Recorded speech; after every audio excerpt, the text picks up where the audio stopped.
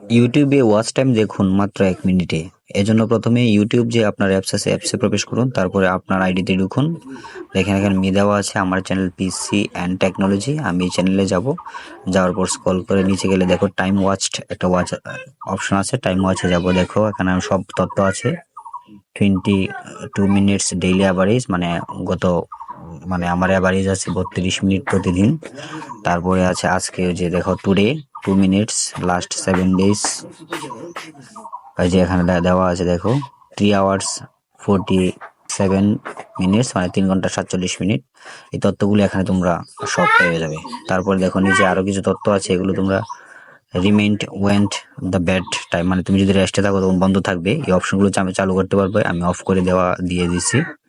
উপরে আরেকটা আছে দেখো remind me to take a break, যখন তুমি মানে রেস্ট নিতে চাও তুমি এগুলো অফ করে দিতে পারবে।